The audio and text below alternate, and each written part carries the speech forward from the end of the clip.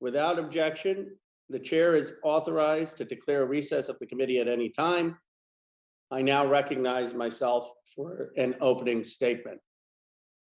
Good morning, everyone. Welcome to the first hearing of the 117th Congress of the Environment Subcommittee. I want to recognize our ranking member, Ralph Northam, and our vice chair, Rashida Tlaib, and thank all of the members and witnesses for participating. This is a historic hearing. This is the first time that the United States Congress is examining an elimination of fossil fuel subsidies. These subsidies have been on our books for over 100 years. They have been giveaways to the fossil fuel industry embedded in our tax code. Now, in 2009, the United States committed with other G7 countries to eliminate these fossil fuel subsidies. We actually had self-review, peer review, where we submitted a report in 2016 acknowledging that these fossil fuel subsidies exist.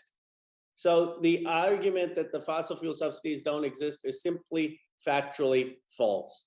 It's a lie, it's a misrepresentation. It's a contradiction of what our own United States government has represented to the world.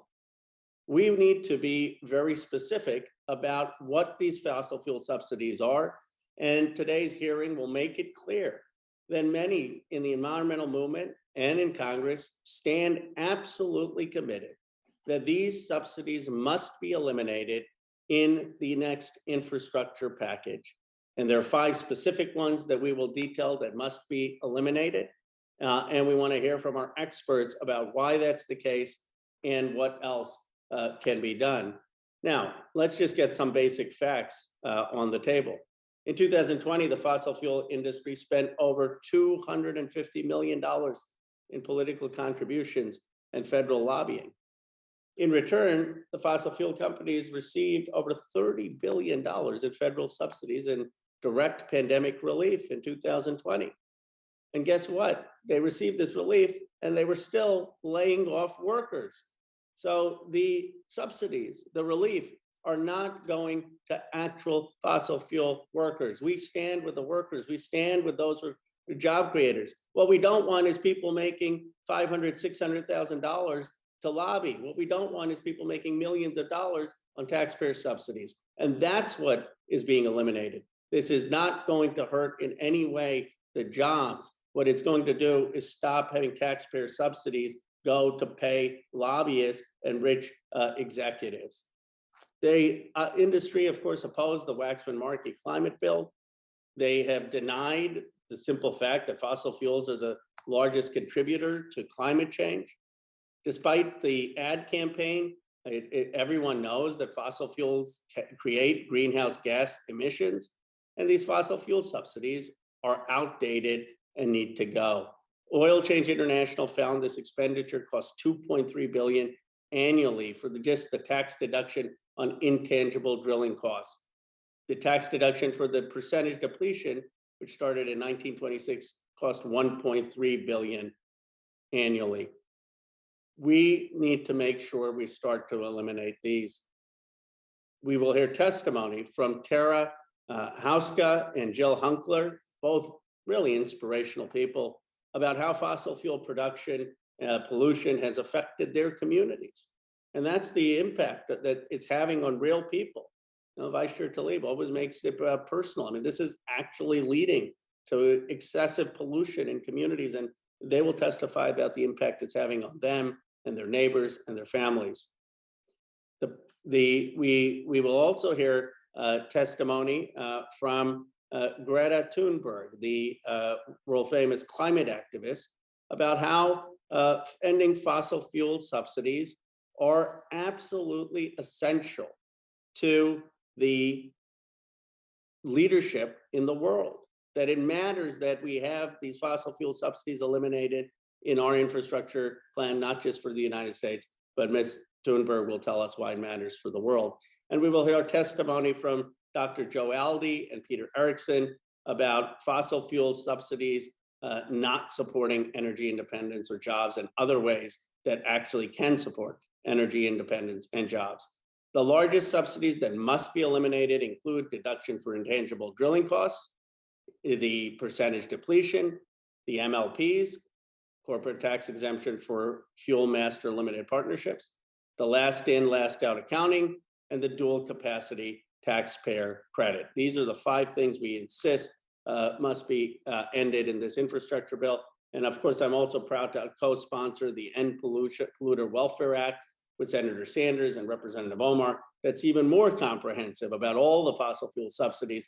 We're focused on the top 5, but there are many more, and that's why I'm proud on that legislation, to be on that legislation.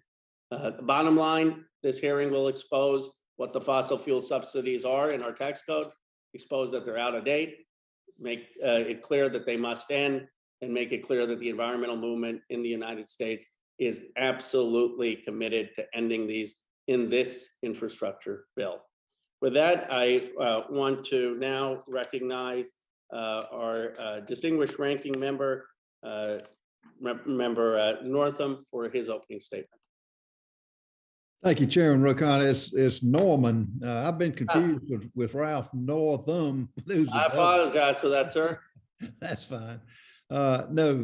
Chairman Khanna, I appreciate you having this meeting, this committee hearing, and I want to thank the witnesses for taking the time to appear before the subcommittee.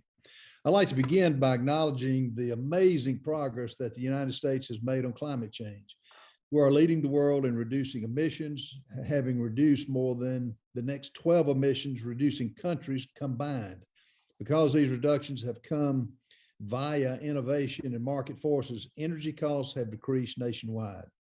While it really wasn't reported by the media, the Trump administration made substantial progress to protect the environment. Combined air pollution emissions fell more than 7%, while simultaneously growing the economy, particularly before the COVID-19 pandemic. My colleagues on the left have regrettably resorted to fear tactics to scare people into action regarding climate change. This is not healthy, nor is it productive.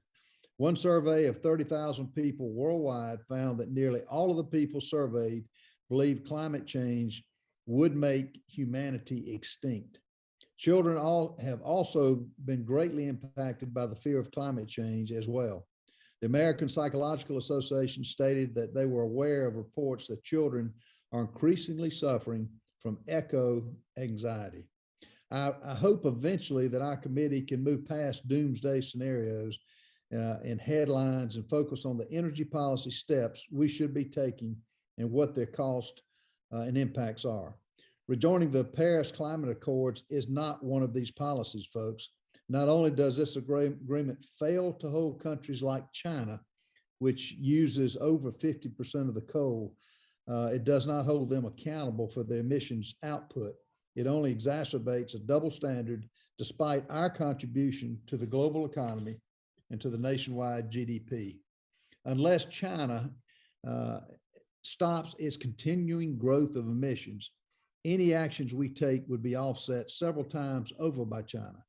This does not sound like a good deal for American workers or American energy independence and puts our country at a distinct disadvantage with our global competitors, nor has it seemed like there's any repercussions for them doing what they're doing to this nation as well as the world.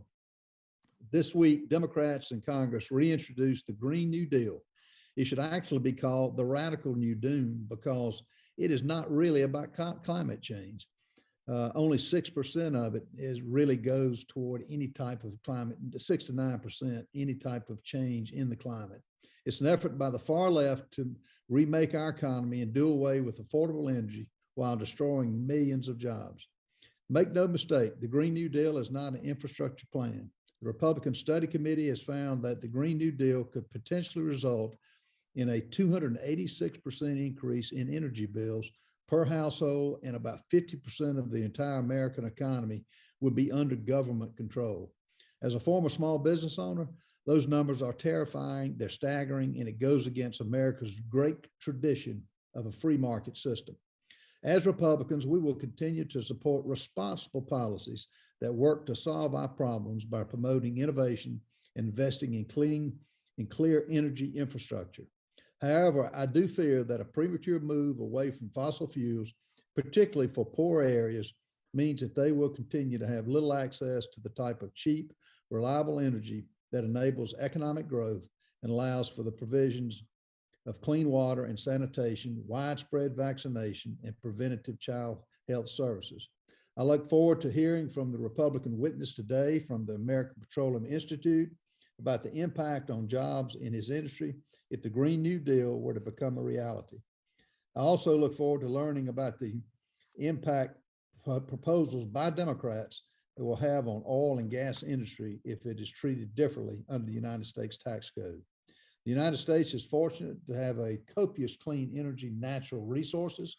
We must use those resources to advance American interests while continuing to lead the world in emission reductions. Not back policies that increase our dependence on foreign countries or are hostile to American interests. Inexpensive, accessible energy has led to technological, medical, and other advances that have driven the American economy and increased the U.S. life expectancy. Thank you again, Mr. Chairman, and thank you for today's witnesses. I yield back. Thank you, Ranking Member Norman, and appreciate your being a partner in areas where we can collaborate and appreciate your participation. I now want to introduce our witnesses. Our first witness today is Dr. Joseph Adley, who is a professor of the practice of public policy at the Harvard Kennedy School. Next, we will hear from Peter Erickson, who is the Climate Policy Program Director for the Stockholm Environment Initiative. Then we will hear from Tara Hauska. Tara is the founder of the Jinu Collective. We will also hear from Jill Hunkler, who is a 7th-generation resident of the Ohio River Valley. And then we will hear from Greta Thunberg, who is a world-renowned climate activist. Finally, we will hear from Frank Macchiarola, who serves as a Senior Vice President of Policy, Economics, and Regulatory Affairs at the American Petroleum Institute. The witnesses will be unmuted so we can swear them in. Please raise your right hands. Do you swear or affirm that the testimony you're about to give is the truth, the whole truth, and nothing but the truth, so help you God? Yes. Yes. Let the record show that the witnesses all answered in the affirmative. Thank you. Without objection, your written statements will be made part of our official record.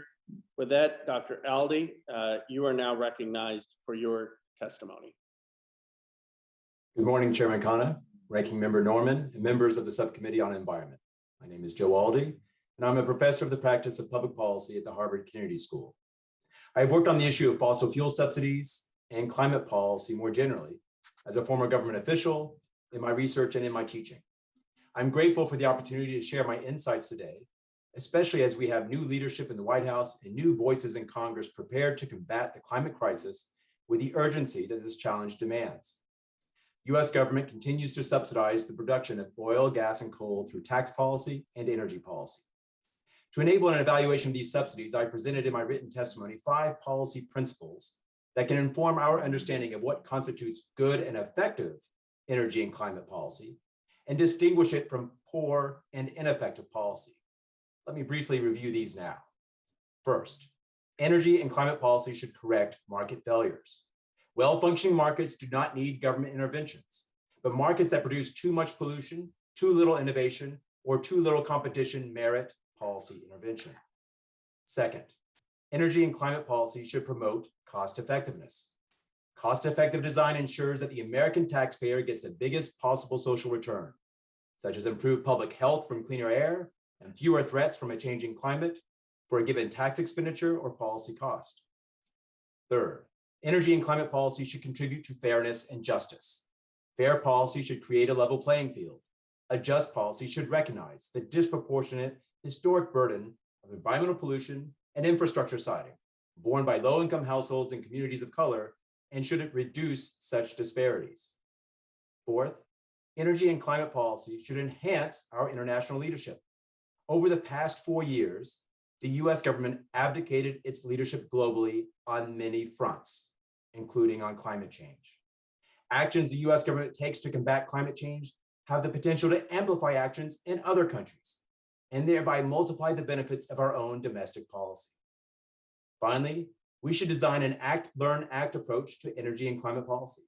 We should design our policy to enable learning, to identify the priority risks to target, to assess what works and what does not, and to examine what experiences have important implications for broadening and deepening our climate change and energy policy program.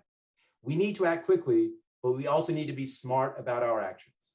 And integrating learning and flexibility in our policy increases the effectiveness of our response to climate change. In my written testimony, I show how fossil fuel subsidies fall short on each of these 5 principles. Fossil fuel subsidies represent a government failure. Let me repeat that. Fossil fuel subsidies represent a government failure. They are a form of spending paid for by the American taxpayer to businesses in an industry that has long been profitable with negligible impact on production or employment. To the extent US production subsidies increase hydrocarbon consumption, the adverse public health, climate change, and labor productivity losses from pollution resulting from fossil fuel combustion could exceed the market value of these fuels. These adverse public health and climate damages are disproportionately borne by low-income households and communities of color. I want to emphasize this. We aren't getting much of any increase in hydrocarbon production because of these subsidies. By one estimate, we may be spending billions of dollars of taxpayer monies per year to increase output by 26,000 barrels per day. If an oil company spent that much money for such a small amount of production, it would go out of business. And if we're not increasing output, we're not creating many jobs. The continuation of US fossil fuel production subsidies undermines our government's efforts to engage partners from across the world to combat climate change. The elimination of fossil fuel subsidies here and abroad is a key step in our response to the climate crisis. As President Biden hosts the Climate Leaders Summit, this is all the more important. We did energy policy a certain way in the 20th century. Some of these fossil fuel subsidies have been a part of the tax code for more than 100 years, but the times have changed. We are bearing the harms of a changing climate today. We have a rich array of fundamentally new energy technologies available to us today. We need a new energy policy for the 21st century that can combat the climate crisis and improve the well-being of people throughout our country and around the world. The first step towards a more effective modern energy policy should be to eliminate fossil fuel subsidies. Thank you, Chairman Khanna. Thank you very much. Now, thank you, Mr. With that, if we could have Mr. Erickson, you're now recognized for your testimony. Thank you, Chairman Khanna and Ranking Member Norman, for this opportunity to testify today. My name is Peter Erickson, and I am a senior scientist at the U.S. Center of the Stockholm Environment Institute, a research affiliate of Tufts University. Today, my testimony has 3 points. 1, fossil fuel subsidies are an inefficient means of supporting economic activity. 2, they undermine efforts to deal with climate change. And 3, they work against improvements in public health. On the first point, the US government has subsidized fossil fuel production for more than a century, including by forgiving or delaying tax payments that are otherwise required. The intangible drilling cost provision and the percentage depletion allowance are examples of this. The ostensible rationale for these subsidies has been to promote increased production and jobs. However, the vast majority of the value of subsidies goes to new oil and gas wells that are already expected to be profitable and would be developed anyway. For example, my research has found that over 96% of subsidy value flows directly to excess profits over and above the profits required to satisfy minimum investment hurdles. Most of the value of these subsidies is therefore not contributing to jobs on the ground. Second, fossil fuel subsidies undermine efforts to deal with climate change. Subsidies can, at times, make production of fossil fuels higher than it would otherwise be. This happens when oil and gas prices are very low and companies otherwise have little or no incentive to drill. These subsidy-driven increases in drilling, even though relatively small, still raise global greenhouse gas emissions, undercutting other hard-won gains on the climate crisis. Subsidies therefore work against the need to rapidly wind down emissions from burning oil, gas, and coal. Further, subsidies can have symbolic effects since their continued existence may be read by other nations as a sign that the US is not taking its commitments to subsidy reform or to climate action as seriously as it should be. In 2016, with other G7 governments gathered in Japan, the US committed to eliminate fossil fuel subsidies by 2025. By following through on this, the US would encourage other countries to do the same, multiplying the benefits. Third, fossil fuel subsidies work against needed improvements in public health. Subsidies to fossil fuels also contribute indirectly to air and water pollution, creating added community health concerns. For example, researchers found that the cumulative health damages from the shale gas boom in Appalachia outweigh benefits from any new employment. Producing and burning fossil fuels creates air pollution that can lead to worsening asthma, adverse pregnancy and birth outcomes, and even premature death. Air pollution from oil and gas drilling can also exacerbate inequalities. In the Eagle Ford Basin in Texas, oil producers routinely burn off large quantities of natural gas that they consider to be waste, releasing toxic and carcinogenic compounds more often in Hispanic neighborhoods than in non-Hispanic ones.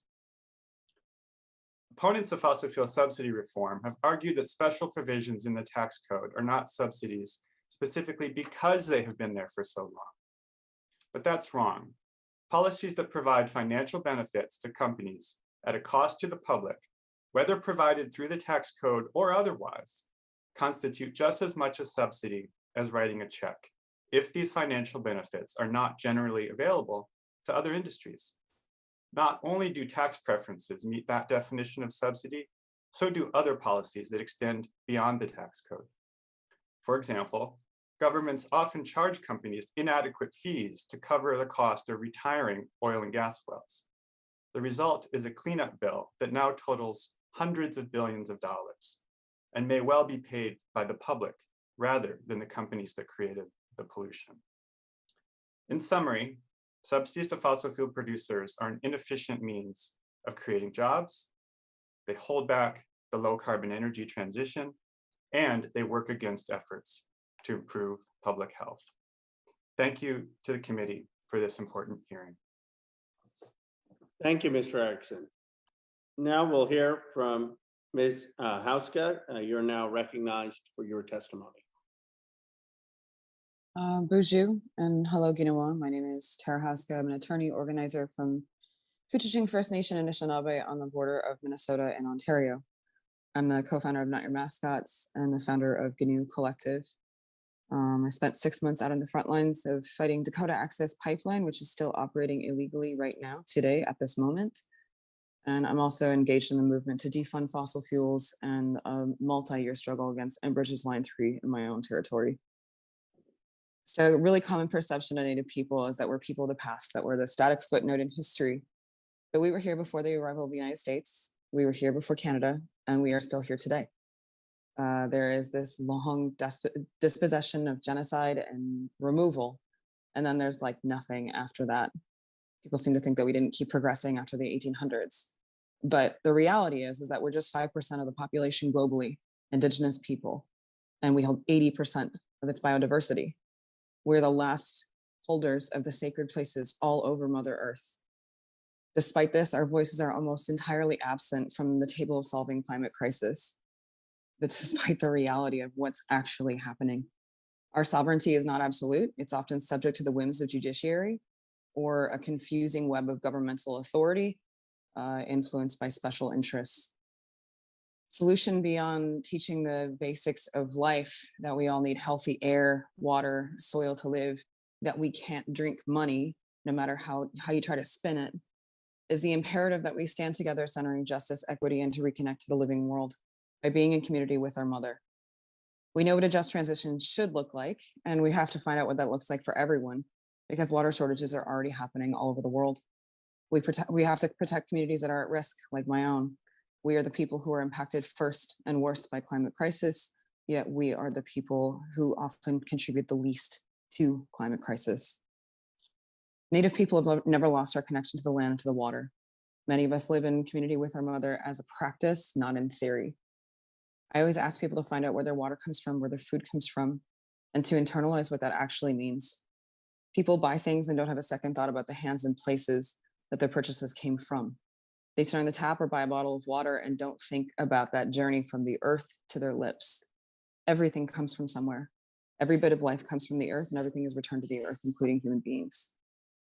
So in my own territory, Enbridge's Line 3 is one of the dirtiest fossil fuels pipelines. It would be one of the largest tar sands oil pipelines in the world, carrying up to 915,000 barrels a day of tar sands through our sacred wild rice beds, through our territory, to the shore of Lake Superior, through the Mississippi headwaters. It uses underhanded methods to achieve its project goals and plays loose and fast with safety and spill response plans. So First Nations, tribal communities, environmental groups, communities across the Great Lakes region have been fighting for over 7 years to stop this corridor and to stop Line 3. We're suing in the courts. Three different Ojibwe nations are suing. Minnesota's own Department of Commerce is suing for failure to justify the line via their oil forecast. And the people are fighting on the ground, literally chaining themselves to the machines. Over 250 people have been arrested at this point since December, arrested during the middle of a pandemic, climbing into pipelines, climbing into frozen tar sands lines, literally trying to fight for their lives, for their futures. It's mostly young people that are taking these actions. Line 3 is personal for me because it goes through my people's territory and endangers that what sits at the center of our migration story, which is wild rice. There are threats to the drinking water of millions. There's all these irrevocable harms of climate emissions and Line 3 being a 10% expansion of the tar sands. But when it comes to the wild rice, it's a threat to our cultural survival. We're talking about cultural genocide yet again in the history of this nation. Wild rice is at the center of our culture and our connection. It's the only place in the world that wild rice grows.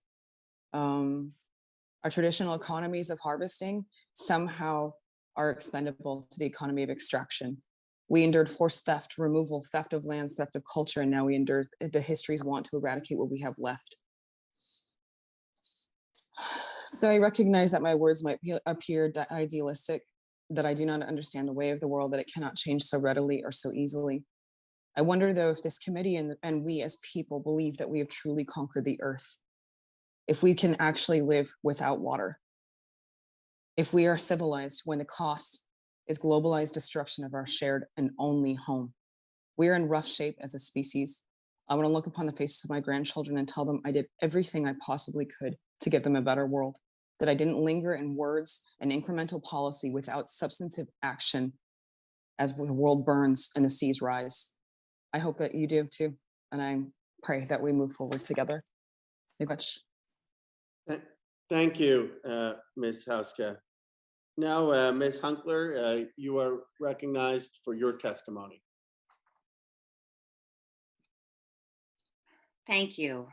It's an honor to have this opportunity to share the truth about fossil fuel extraction in Appalachia.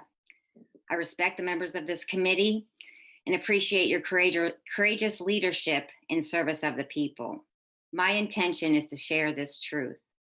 Continuing to subsidize the fossil fuel industry will not only perpetuate the climate crisis, but the plastics pollution, environmental justice, and public health crises as well. I'm a fracking refugee. I was forced from my home at the headwaters of the historically pristine Captina Creek watershed in Belmont County, Ohio, after being surrounded by oil and gas infrastructure and its associated pollution, including a compressor station, 78 fracking wells, and interstate and gathering pipelines, all within a 5-mile radius of my home. I lived in the hollow below with Slope Creek running through my yard. Air pollution from these facilities emanate volatile organic compounds, some of which are known carcinogens. They're heavier than air and they hover in the hollows. I never imagined that my quiet country and healthy way of life would disappear. The negative health impacts we experienced were too much to bear. Belmont County is the most heavily fracked in the state with over 595 producing wells. Those of us living in these once peaceful hills are not only dealing with negative health impacts. We are also experiencing unsafe roadways due to industry traffic, air and noise pollution, public, spring, and well water contamination, pipeline explosions, and well pad fires, including one operated by a Norwegian oil company that contaminated a stream, resulting in the death of 70,000 fish. Our water supplies are being depleted by industry withdrawals from our reservoirs, ponds, and streams. In 2018, a fracking well blowout in Belmont County caused the largest methane leak in US history, forcing residents to evacuate their homes for weeks. And in another horrifying incident, a brine truck accident contaminated Barnesville's reservoir with radioactive materials. At the time of the spill, the Ohio Environmental Protection Agency water test results showed a spike in radium, a naturally occurring radioactive element that is brought to the surface in the fracking process. I witnessed a former oil field operations manager react in shock and anger to an illustration showing the transmission of radioactivity to industry workers in a 2016 report of the International Association of Oil and Gas Producers. The industry continues to tout misinformation about America's clean energy future, when in fact it produces toxic, radioactive waste, destroys massive amounts of precious water for its singular use, and makes the region poorer rather than richer in the long run. There are 240 Class 2 wastewater injection wells in Ohio. 1.5 billion gallons of wastewater have been produced here. Now fracking wastewater has been permitted to be transported via barging on the Ohio River, threatening the drinking water supplies of 5 million people. In the years since the fracking boom began, Belmont and other Eastern Ohio gas-producing counties haven't gained jobs. In fact, we have lost more than 6,500 jobs, according to the data from the Bureau of Economic Analysis and Bureau of Labor Statistics. And the region's population has declined by more than 13,000 people, according to research by the Ohio River Valley Institute, which has dispelled myths of lasting economic benefits and job creation in Appalachia fracking counties, and corrected misconceptions that cutting subsidies for the fossil fuel industry is cutting jobs. I am living in a sacrifice zone due to the polluting and poorly regulated oil and gas industry, and now the petrochemical industry wants to invade and create even more toxic air pollution. The industry will require even more fracking in our region to provide feedstock to make plastics. The regulatory agencies are already failing to protect communities from air pollution from fracking, and now they have granted air permits to the PTT Global Chemical Ethane Cracker Plant. If constructed, the Thai-owned facility would spew hundreds of tons of hazardous contaminants into the air each year. The cracker plant would draw ethane supplies from the proposed Mountaineer natural gas storage facility, which would develop salt caverns to store up to 3.5 million barrels of explosive, highly flammable NGLs next to and potentially underneath the Ohio River. Companies are securing federal support for these petrochemical projects in the form of loan guarantees from the Department of Energy. This cannot be allowed to happen. We are asking the subcommittee and the Biden administration to halt the continued development of oil and gas and petrochemical industries. We must embrace a better vision for Appalachia, creating renewable energy economies and regenerative agricultural development. A global commitment must be made to restore peace and harmony with nature and one another. We shall remain persistent and resistant to all that threatens our children's future. Thank you. Thank you. Thank you, Ms. Hunkler, for your testimony. Now I want to recognize Ms. Thunberg. You're now recognized for your testimony. Thank you. And first of all, thank you for inviting me and for holding this hearing. I don't represent any financial or political interests. I'm not a lobbyist, so I can't negotiate, make deals, or compromise. I have nothing to offer you, nor am I a scientist. All I can do is to urge you to listen to and act on the science and to use your common sense. And I'm not even going to explain why we need to make real drastic changes and dramatically lower our emissions in line with the overall current best available science. It is the year 2021.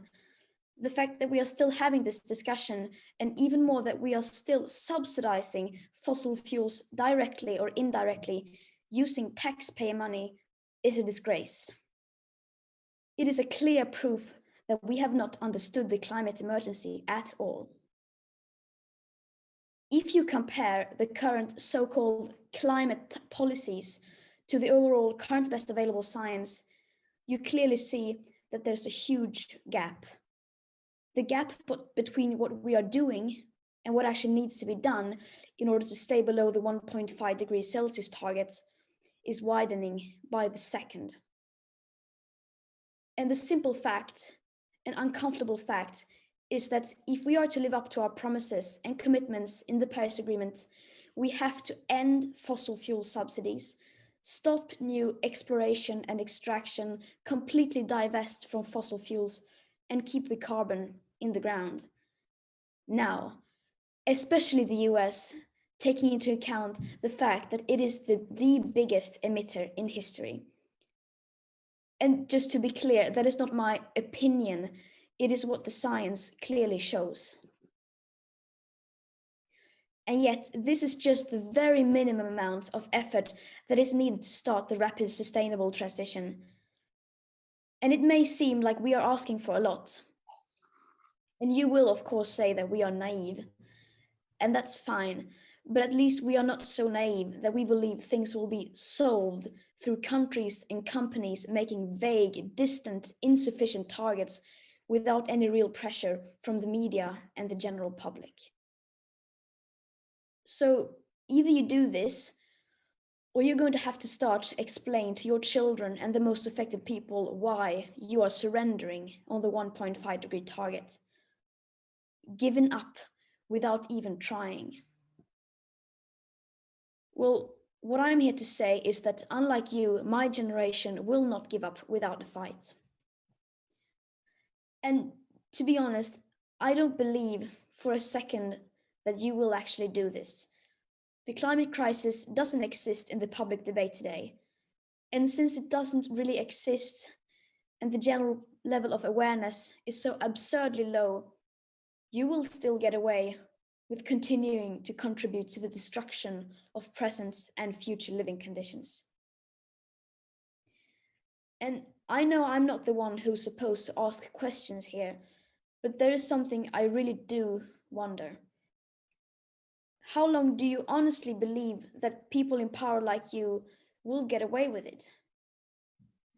How long do you think you can continue to ignore the climate crisis, the global aspect of equity and historic emissions without being held accountable?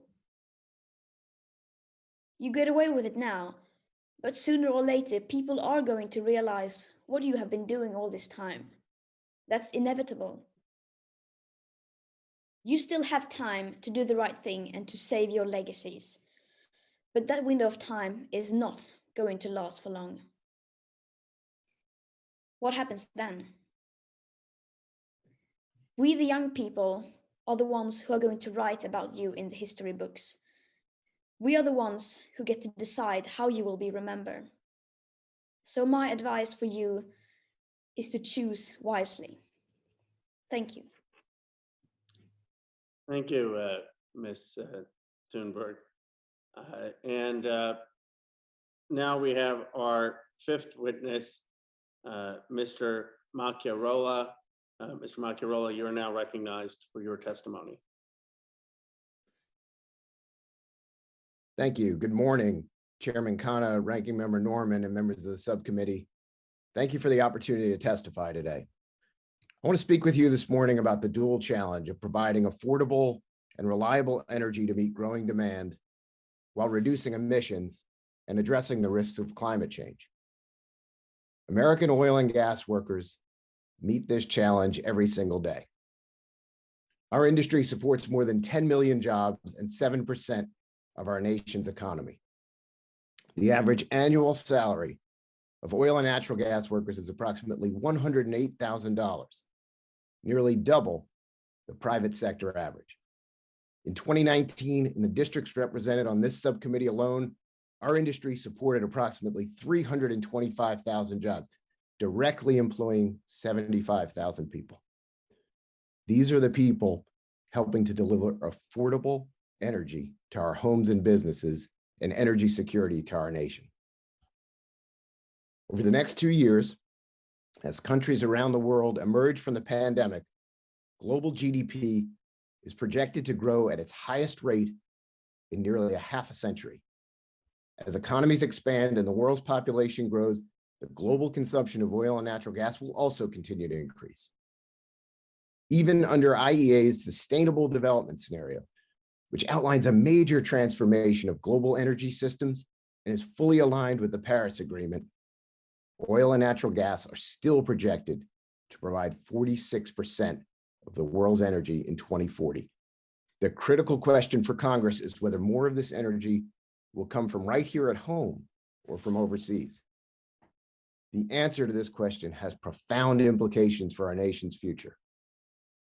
We know why energy leadership for America is important to our economic strength and national security. But American energy leadership is also important to protecting the environment and addressing climate change.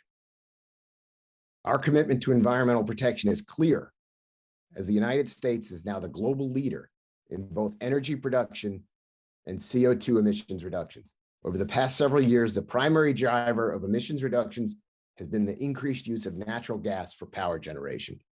With smart policies, we can build on this progress. Our industry is also working to reduce methane emissions from our operations. From 1990 to 2019, methane emissions from natural gas systems declined 16%, while production increased by 90%, effectively a 55% decline in the rate of emissions. To build on this progress, API recently released our Climate Action Framework, a series of public policies and industry initiatives that provide tangible solutions for policymakers, industry, and the public to help meet the challenge of climate change. As this committee examines tax and energy policy, I'd like to emphasize the importance of a federal tax policy that promotes investment in the United States and ensures America's leadership role in the global economic recovery. As it applies to oil and natural gas industry, provisions covering natural resources take into account the need to recover the costs associated with various investments to support reinvestment back into the business. This includes deductions for the recovery of payments for expenses like equipment, labor, and wages. These cost recovery mechanisms are not subsidies, but rather common tools that allow businesses to expand, invest, and create jobs. Furthermore, unlike tax credits that reduce a tax obligation outright, these measures do not affect how much our industry pays in taxes, but rather the timing of such payment. These investments made help businesses grow and ultimately provide significant revenues to the American taxpayer. Over the past decade, the U.S. Department of the Interior dispersed approximately $10 billion per year generated from energy production on federal lands and waters, $12 billion in 2019 alone. In addition, excise taxes placed on our products provide significant revenues for infrastructure projects. In 2019, federal fuel taxes generated $36 billion for highways and bridges that help keep our nation moving. It's essential we implement effective and achievable policies that allow us to continue to reduce emissions while supporting America's economy and energy security. The oil and natural gas industry stands ready to work with you to do just that. Thank you for the opportunity to testify, and I look forward to the committee questions. Thank you. Thank you. Thank you, Mr. Macchiarella, for your testimony. And now we are going to proceed to the questioning. Everyone on the committee who wishes to ask questions will have 5 minutes, and I will begin. The chair now recognizes himself for 5 minutes of questioning. Let me say I was moved, Ms. Thunberg, with your very eloquent statement about how we will be judged in history and how you plan to write it. Do you think that the Biden administration must make repealing these 5 fossil fuel subsidies the first and highest priority in the next infrastructure bill? Yes, I mean, you don't need me saying that this is, of course, should be one of the top priorities. But if you do ask for my opinion, then yes, of course. Because if you look at the overall current best available science, that is clearly, it shows that is what is needed right now. So yeah, definitely. And could you speak a little bit, given your international perspective, about what message we would be sending in Congress if we passed an infrastructure bill and did not have the elimination of fossil fuel subsidies in there after we ran on that and after it's in the president's plan? And if, let's say, we did not have that, what message would that send to other countries? I guess it would send the message that you are not really taking it serious, that you are talking very much, but not really taking action. I know that sounds very oversimplified, but that is what it all comes down to. We're all talking about these distant targets and we are gonna act and we have reduced our emissions and so on. But we can talk as much as we want, as long as we don't take real bold action right now, reducing the emissions at the source, then it doesn't really mean anything. At least that's what I, as a young person, and from talking from an international perspective, that's the signal that you will be sending out. Would it be fair to say it would be a gut punch to young people and the environmental movement around the world if these fossil fuel subsidies aren't eliminated in this infrastructure bill? Yeah, pretty much. That's a good description. Mr. Macchiarola, I listened very carefully to your statement because I was perplexed when you said that there was no special fossil fuel subsidy, as you've said in a number of your public statements. And I was trying to understand how you're under oath, how are you possibly saying that? And it seems to me I understand the loophole now that you're trying to invoke. You say they pay the taxes, but this is just a matter of time. Can you explain to us what the standard tax accounting practices mean for depreciation if there was not the intangible drilling deduction? How many years does standard tax accounting allow for? Sure. Chairman, I think in reference to the IDC specifically, I think the way to think about this is in terms of the similar treatment that research and development gets in the tax code. What we're trying to do is incentivize reinvestment back into projects to be able to. I don't want to interrupt. What would the standard, just so we're on the same page, what would the standard tax accounting be? The standard tax accounting depreciation? The current tax accounting of appreciation is over a longer period of time. Do you know what the standard tax accounting depreciation would be? But over how many years? I mean, it's a simple question. I mean, I assume you know the basics. Congressman, Mr. Chairman, I think the answer is it's over 7 years. And what the intangible drilling deduction does, and you may want to have people brief you next time before you come to Congress. It's a 7-year standard deduction.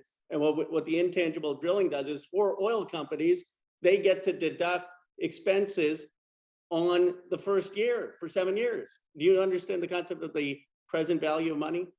I certainly do understand that. And just to be clear, the research and development tax credit and other tax credits can't be taken all at once. Every other industry has standard tax accounting at 7 years. You say you're not for any special exemption.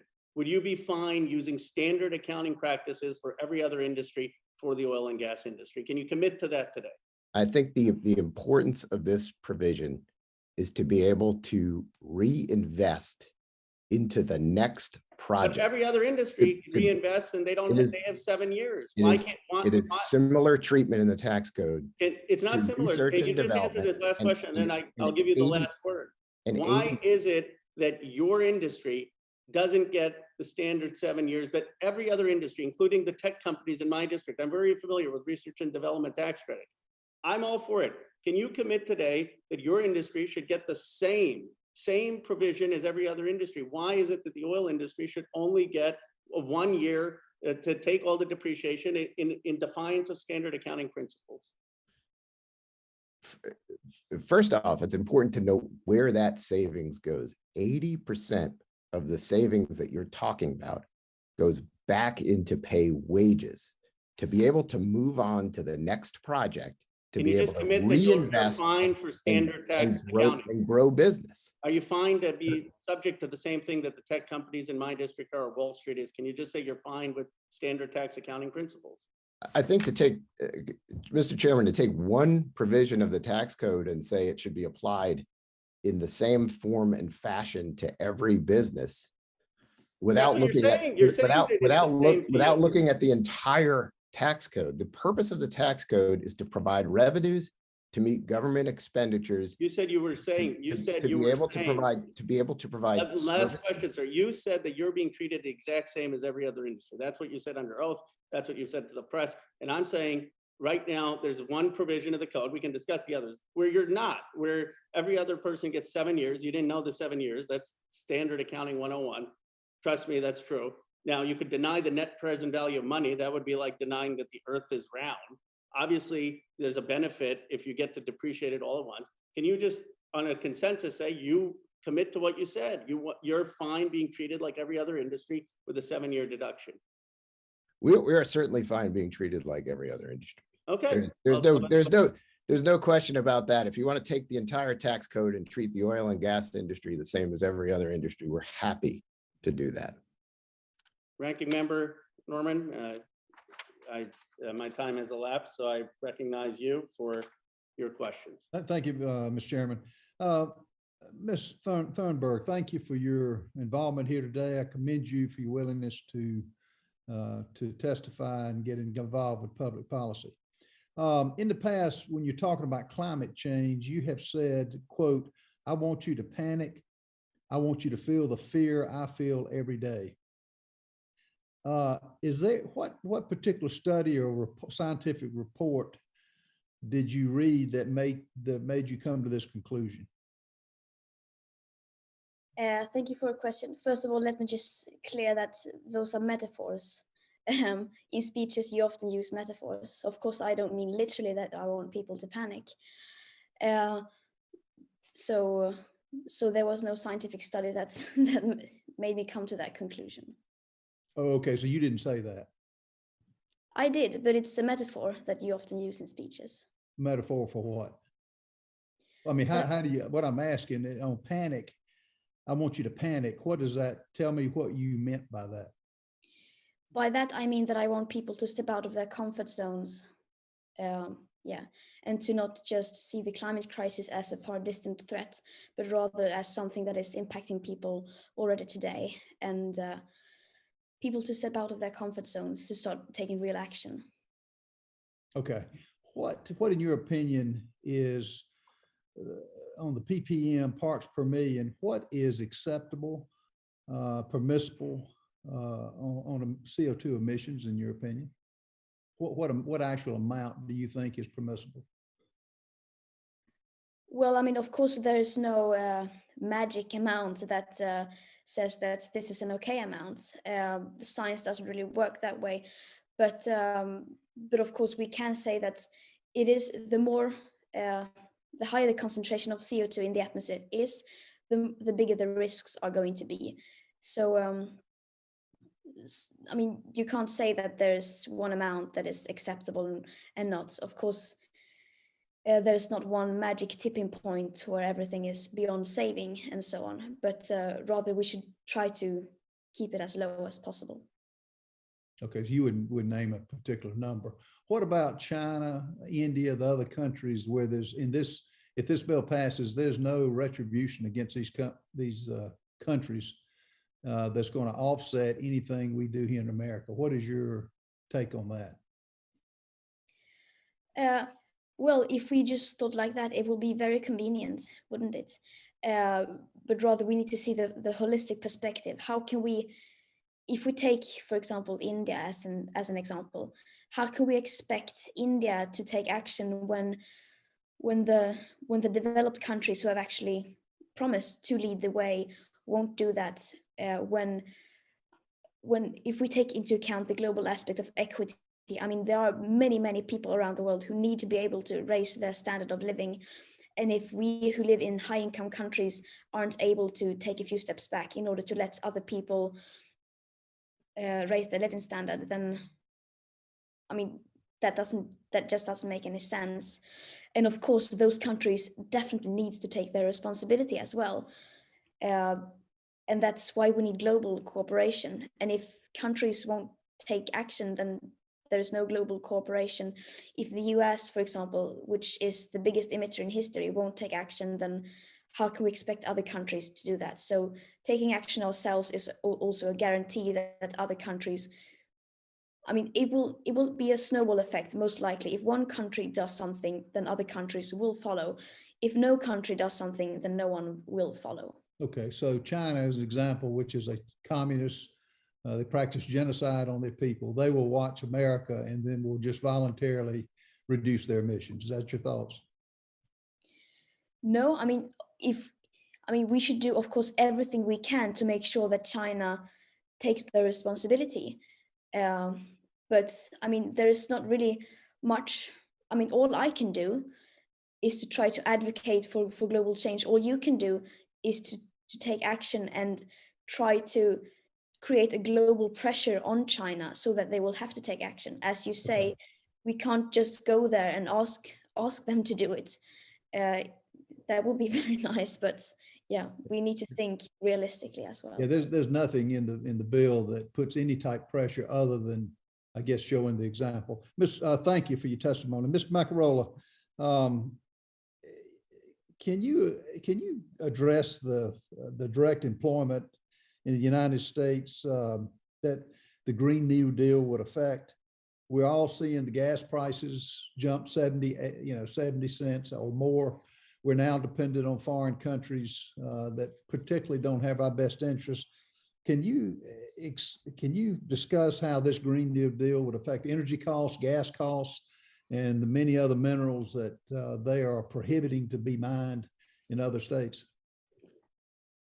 Sure. Thank you for your question, Congressman Norman. I think it's first important to look at the job creation within the oil and gas industry. We support 10 million jobs in the U.S. economy, nearly 7% of the U.S. economy. On this committee alone, 325,000 jobs supported by the industry, 75,000 directly. And let's talk about what the tax increases that are being proposed would do. In 2017, as a result of reducing the corporate tax rate, we created over a period of 19 straight reports, the lowest poverty rate in 60 years since the government kept that statistic. We created jobs for 19 straight months with wage growth over that period of time prior to the pandemic. The reason we did that was 70% of the savings from the tax cuts went directly to wages. That's right into the American people's pockets. On energy, what has the result been on energy of the American energy revolution? Over the past decade, as increases in costs have gone up by double digits in healthcare, education, and food costs, energy costs have gone down by 15%. The tax proposals considered here would drive those costs up. That would mean real costs for consumers. That would mean jobs. It's essential that we not go in that direction. Thank you for your question, Congressman. Okay, you would agree corporations don't pay taxes. People pay taxes, don't they? People do pay taxes. And the fact that the depreciation schedules differ from industry to industry, the oil and gas industry is not like my industry, the real estate business. It's a different type of business. One size doesn't fit all. Would you agree? One size does not fit all for all industries. That's right, Congressman. Member Norman, I want to give you some more time. Your time has been expired, but I want to be polite. So maybe just one or two more. Well, that's fine, Chairman. I didn't. Thank you so much. Appreciate it. Thank you. Thank You you. can answer the question, the witness. Sure. Thank you, Mr. Chairman. Thank you for the question, Ranking Member. I think what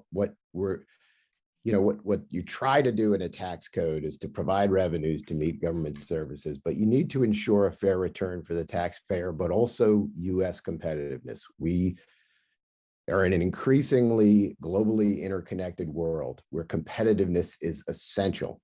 Some of the provisions that are discussed, that the chairman discussed, would directly impact that competitiveness, particularly the double taxation on income earned or on taxes paid overseas.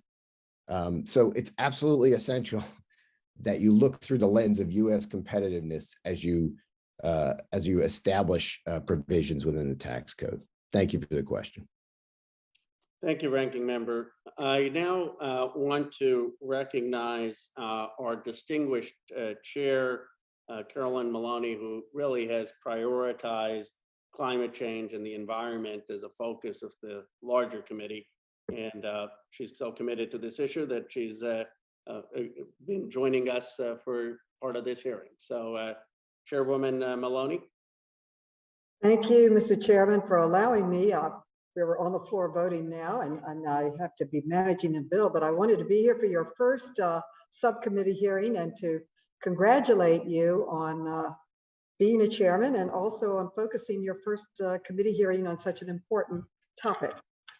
So, Mr. Chairman, one of the most painful realities of the climate crisis is that the path forward is paved with common sense, yet we seem incapable of finding our footing.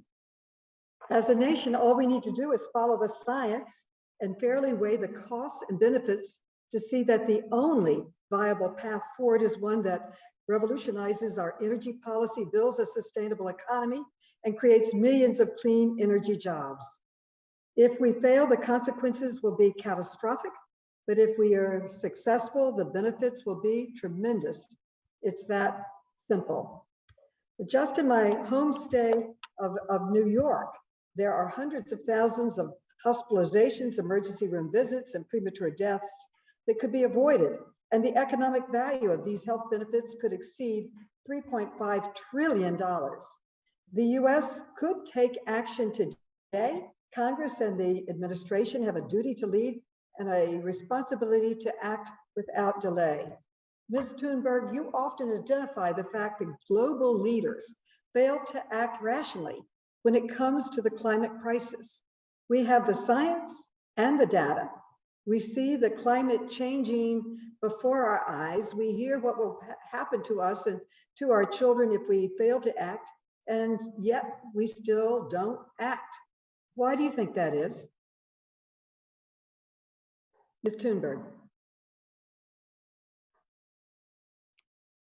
Ms. Thunberg, are you still with us? I think we've had some technical difficulty. Let me just make sure. Ms. Thunberg, I think you're muted. Did you hear the chairwoman's question?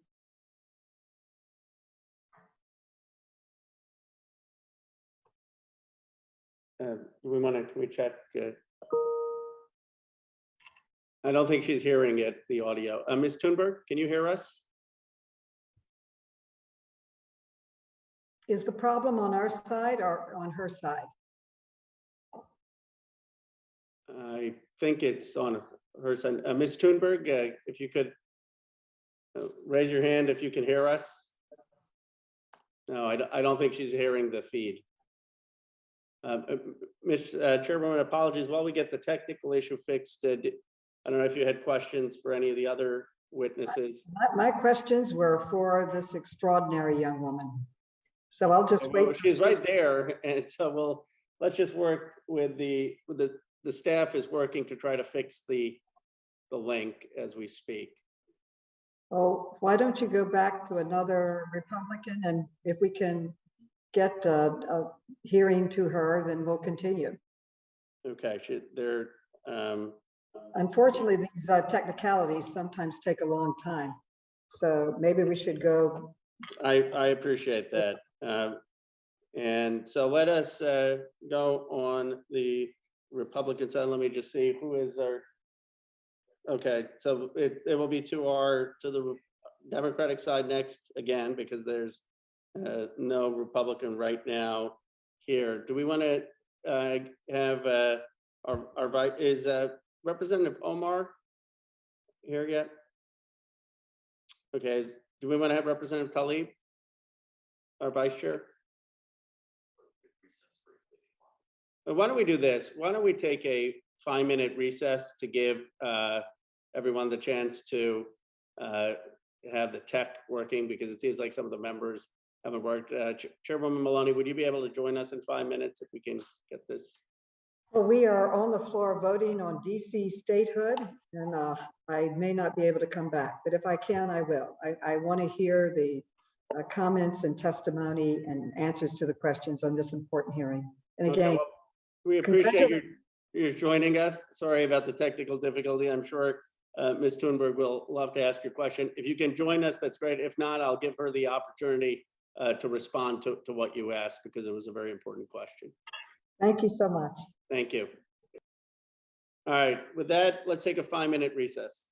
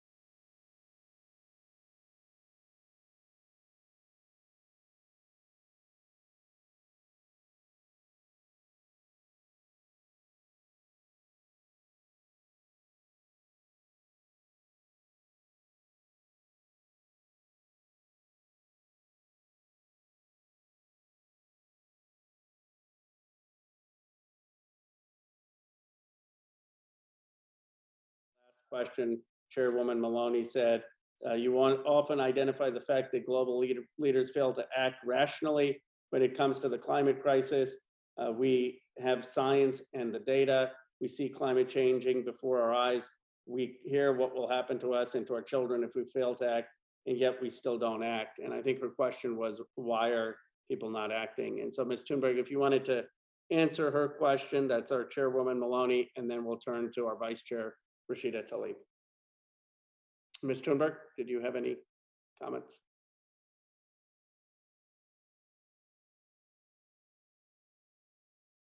I think you need to unmute. There. Yes, of course.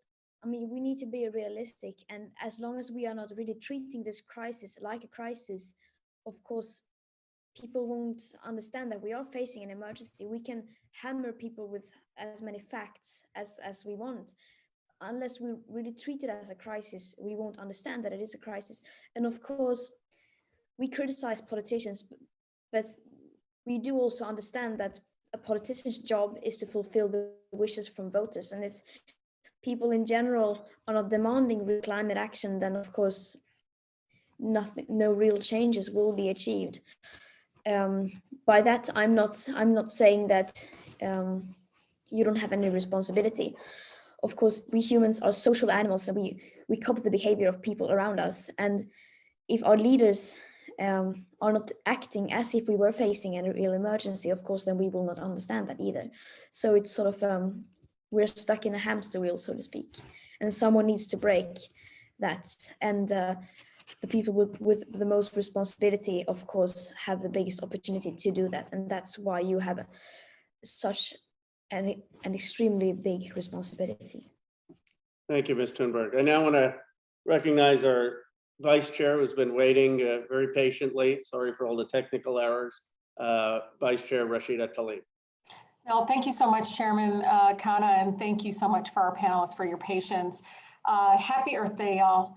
I hope we are celebrating Earth Day at some point that we've actually been able to have meaningful action on climate crisis. So I represent the 13th Congressional District in Michigan. My entire district is in Wayne County, Michigan, which hasn't met SO2 standards set by the Clean Air Act in over 15 years. We know that 75% of all greenhouse gas emissions in the United States are caused by burning fossil fuels. In Detroit alone, my residents can speak to the real life consequences of our country's unending corporate greed, with large fossil fuel companies pushing to extend the life and utility of these dirty fuels. A few years ago, piles of petroleum coke just showed up on the Detroit riverfront. It started blowing around in huge clouds and coating nearby homes with a thick dust. And so I want to share with all of you, because I want you all to see for yourselves what the human impact is when we promote this kind of pollution that is killing us. And with that, I'm going to ask our committee to please again show the video of the petroleum coke on the Detroit riverfront.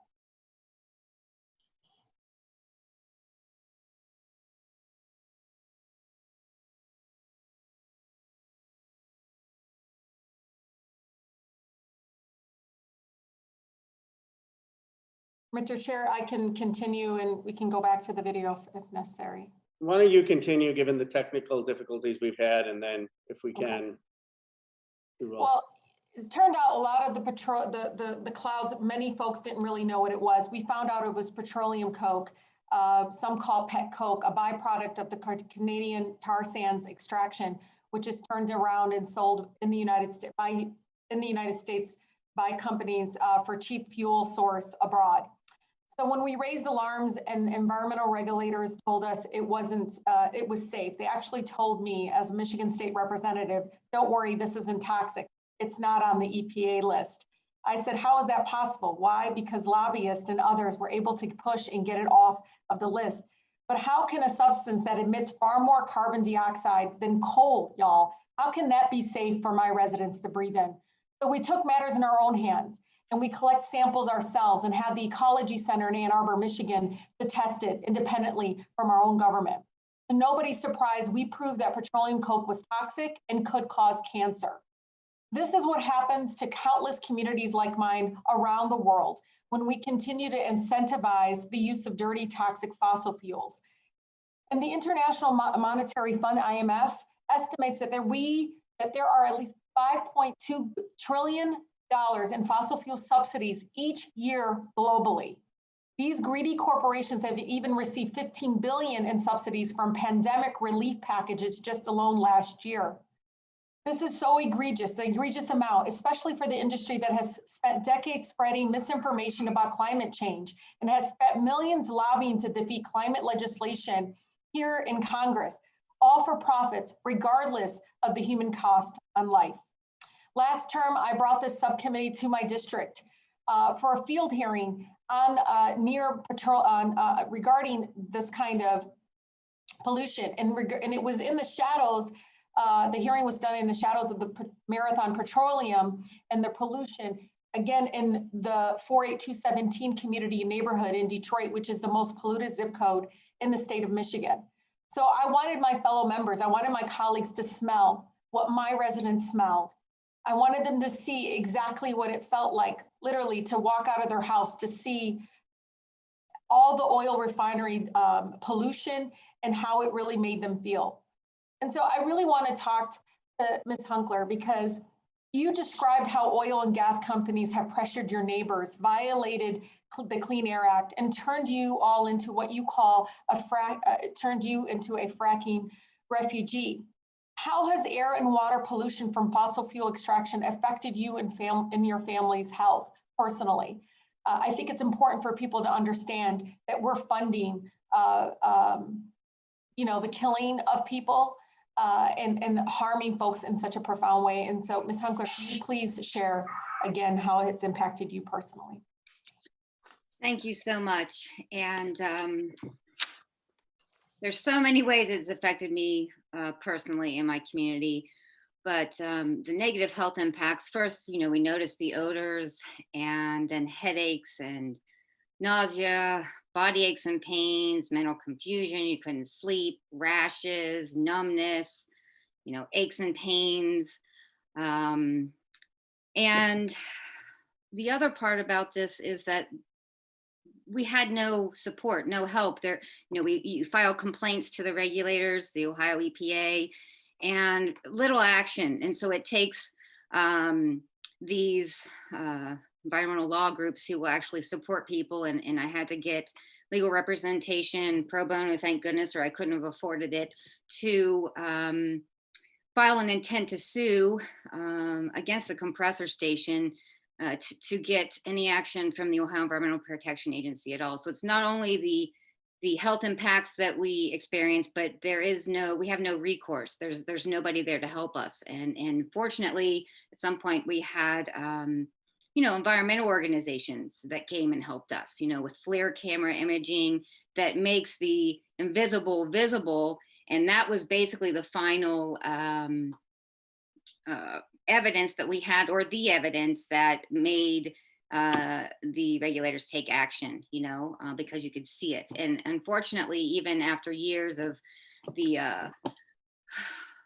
compressor station being in significant and ongoing violations of the Clean Air Act and the Ohio Pollution Control Act, the FLIR images from before any remediation was done and after basically shows the same amount of pollution billowing towards my home in the valley. And the final, for years, I really couldn't live safely in my home. I kept the property because kept the property because I couldn't really face getting rid of it. And but the final straw for me putting my property up for sale was when there was an application to extend the compressor station, and they were going to begin selling water again for fracking operations a quarter mile in Slope Creek Reservoir. So I knew I had to get out. Thank you. Do you have any other, I see your time has been expired, but we've been pretty generous, and I think it was with. No, I know the video. I would like to at least show the video. I think it's important. Yeah. And just my final point, it's so incredibly outrageous that our government continues to subsidize this kind of nationwide assault on our public health. And I just want you all to see the result of us funding these kinds of, toxicity. It is important for you to see It took Jill to get people to visualize it with flare. I'm showing you right now as an example, right here in the backyard of the community I was raised in. This is not normal. We must stop it. With that, I would Let's just show leave the it with video the and then last we'll thing with go. the, with the video. Is that the Petco?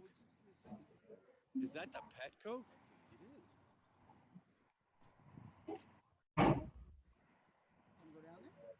No, are you kidding me? What, breathe it? Oh my God. Yeah. Lay odds, that's Petco.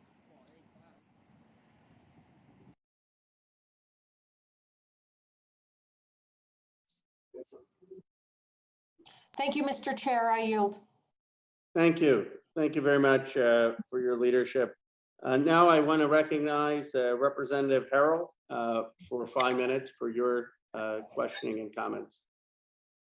Thank you, Mr. Chair. Hope you can hear me okay. We can.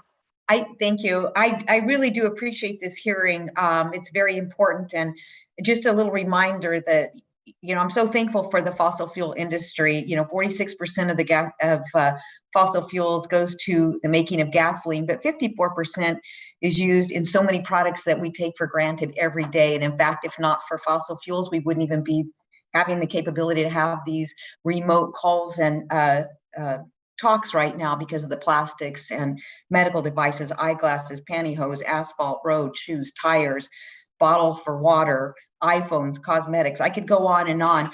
So I just want us to be very, very mindful of the products that are important to us on a day-to-day, in each of our day-to-day lives. But with that, I'd like to ask Mr. Macarola a couple of questions. If he's still on, I'm hoping he still is. I know there was a little technical difficulty. But in 2019, the oil and gas industry contributed 39% of New Mexico state budget funding critical programs such as education and infrastructure. Can you quantify the industry's nationwide contribution to states, the overall number of jobs that your industry supports, and the nature of those jobs, if you have those numbers available, or maybe your best estimate, please? Sure. Thanks for your question, Congressman. I think if you look at the gasoline tax, which supports our infrastructure, roads and bridges and highways, you're talking about $36 billion. You're talking about $14 billion in severance taxes across the states that provide for critical programs in education and infrastructure and conservation. In New Mexico, as you stated in your home state, half of the production, the revenues from production on federal lands go directly to the state budgets. That number was $12 billion in 2019 across the Department of the Interior in the United States. This is critical for to be able to provide state revenues to, again, for education programs and other critical priorities that governors have. Your question regarding jobs, our industry supports more than 10 million jobs, about 7% of the US economy. And it's also important to note the nature of the jobs within our industry. For example, the private sector salary is $108,000 in the oil and gas industry. That's almost double the average private sector salary. We did a study a couple of years ago to compare jobs in the oil and gas industry versus other jobs, and actually surveyed workers who found that they preferred the oil and gas industry jobs because of the high wages, because of the benefits, because of the ability to advance in your career, because these are highly skilled jobs. So when folks talk about transferring from our industry to another industry being something that's very easy, that's just not the case. So it's really important as we, again, tackle these challenges to be able to address the risks of climate change, and while continuing to meet energy demand, that we keep in mind that these jobs are essential to our economy and to the American people. So thank you for the question. Right. And I just think we have to keep in mind it's an important issue for sure, but we're witnessing right now the impact of bad federal policy that this administration is having on the industry. And what I'm very concerned about is, what happens to the private market? I mean, what happens to the energy industry as a whole if the administration and congressional Democrats continue to choose to regulate and tax the industry in every which way? I mean, we're already seeing a lot of uncertainty as it relates to future drilling operations and production, and I know we're almost out of time. So what does this look like in terms of for the industry as a whole with these bad policies? It's very concerning, Congresswoman. You look at the decision on day one on Keystone, that was 2,000 immediate jobs, up to the potential for 10,000 jobs on that project, many of them good paying union jobs. You take a look at a long-term ban on federal leasing, that has the potential to cost 1 million jobs. So we really need to think very carefully about these policies and the potential impact on people's livelihoods as we move forward. Thank you for your question. Thank you. And not forget the products that we use every single day that help medical, vitamins, all these things. So we need to be, I think, thinking of this more collectively and not segregate it. But Mr. Chairman, thank you so much for hosting this, and I yield back. Thank you. Now, is Representative Omar here? Is Representative Ocasio-Cortez here? I know we got requests from both of them, and I see them on the screen, but not present yet. We're checking, just bear with us. Thank you for the patience of all our witnesses. I know both Representative Ocasio-Cortez and Representative Omar wanted to ask questions. Are there any members right now who Yes, sir. Pat Fallon, sir. Okay, why don't we have Representative Fallon, since you are present and the camera is on, if we could have you recognized for 5 minutes. Thank you, Mr. Chairman, members. Eliminating the tax provision supporting fossil fuels, it's going to save about, if we did that, would be about $3.2 billion. And the renewable incentives we spend right now about almost $10 billion, about 3 times as much. I can remember being a child in the 1970s and looking, and I was fascinated with global geopolitical events. And there was a dream that America had, and that was to have energy independence. And we had long gas lines and oil embargo. I was a very small kid. I remember how horrible that was. We had this dream, and it seemed like a pipe dream of energy independence. And here we are on the cusp of that remarkable achievement in some members, unfortunately, of the Democratic Party want to enable, and I think, unfortunately and unwittingly, embolden our enemies by hamstringing our own energy industry. We have, the fact of the matter is the United States is now a global leader since 2000 in reducing CO2 emissions and in energy production, and they're both remarkable achievements, and we should do everything we can in our power to facilitate this kind of success. The energy industry, let us not forget, accounts for this 10 million high-paying jobs. And this is also a national security issue.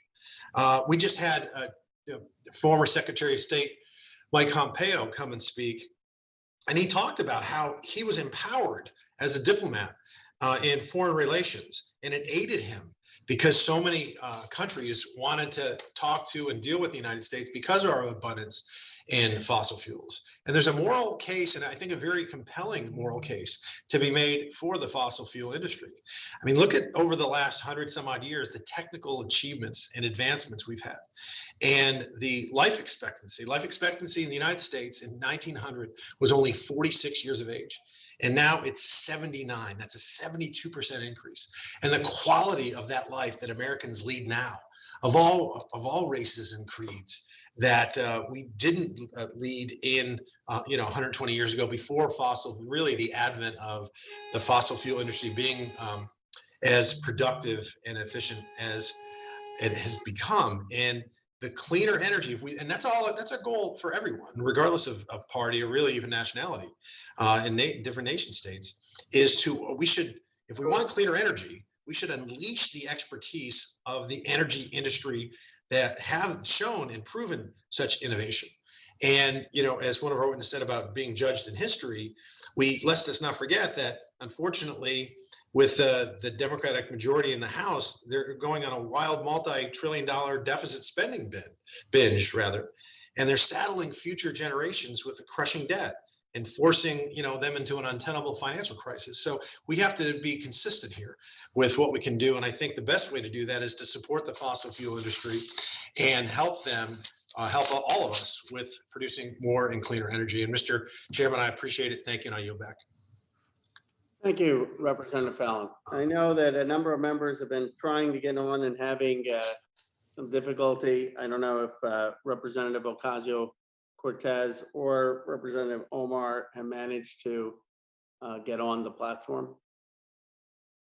Yes, I'm on the platform, Mr. Chairman. Okay, wonderful. Thank you. Well, I'd like to recognize Representative Ocasio-Cortez for her 5 minutes. Sure, of course. Thank you so much, Mr. Chairman. And apologies again, this overlap with the vote has kind of complicated a lot of our timing here. I wanted to dive in a little bit into a couple of the myths that we see advanced in climate work overall. You know, we've heard a lot of, frankly, fantastical stories about what we would do if we actually commit to saving our planet.